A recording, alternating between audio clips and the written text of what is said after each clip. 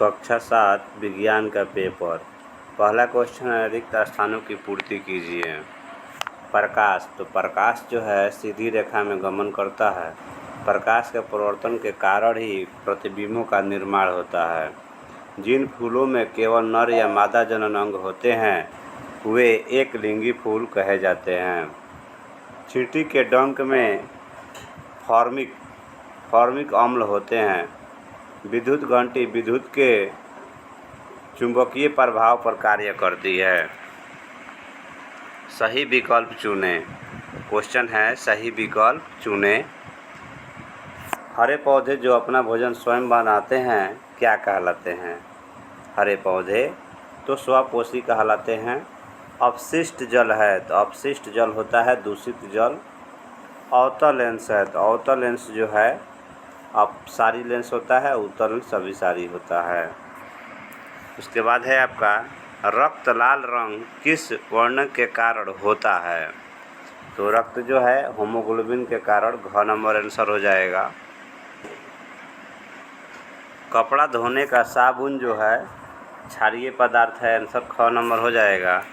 3 number question है, सही और गलत का निशान लगाना है।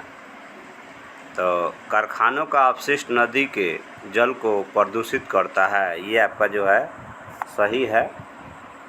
मिट्टी में उपस्थित जल एवं खनिज पदार्थों का अवशोषण मूल रोमों द्वारा होता है, ये भी आपका सही है। श्वसन क्रिया में कार्बन डाइऑक्साइड के साथ ऊर्जा विमुक्त होती है, ये आपका गलत है। गाड़ियों के पश्चात दर्पण में उत्तल दर्पण का उपयोग होता है, ये आपका सही है। सोडियम हाइड्रोक्साइड एक अम्ल है, ये आपका गलत है। अब है क्वेश्चन, धमनी किसे कहते हैं, इसका क्या कार्य है? आंधी में कमजोर छप्पर क्यों उड़ जाते हैं?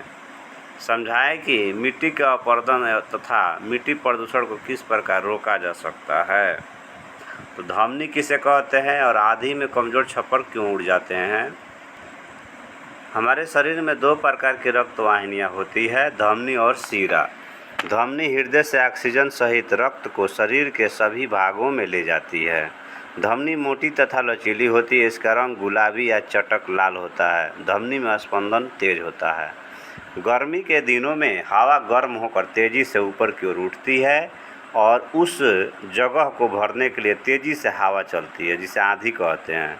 यह क्रिया बार बार होती है जिससे चक्रवात बन जाता है। वायु दाब कम हो जाता है, नीचे से हवा ऊपर उठती है। तीव्र गति से बहती हवा में अपार शक्ति होती है। हवा निकलने का कोई रास्ता नहीं होता है, स्थान नहीं मिलता है, जिसके कारण कमजोर छप्पड़ को उठा ले जाती है, यानी उड़ा ले जाती है। मिट्टी के अपरदन के रोकने के उपाय है, अधिक से अधिक वृक्ष रोपण किया जाए, माने वृक्ष लगाया जाए तथा खेत का कभी खाली नहीं छोड़ा जाए। खेत के चारों ओर मजबूत मेड़ बनाना चाहिए ताकि वर्षा जल के साथ खेत की मिट्टी बहकर अन्यत्र नहीं जाने पाए। प्रत्येक वर्ष वन महोत्सव मनाया जाए तथा अपरदन रोकने में वनस्पति की भूमिका समझाई जाए। मिट्टी प्रदूषण को रोकने के उपाय, मिट्टी में घरेलू अपशिष्टों यथा पॉलीथीन बाल जो है आदि को मिश्रित होने से रोका जाए। रासायनिक उर्वरकों का उपयोग कम से कम किया जाए। पेड़ पौधों की अंधाधुंध कटाई को रोका जाए। मिट्टी में कारखानों के अपशिष्ट जल को मिलने से रोका जाए।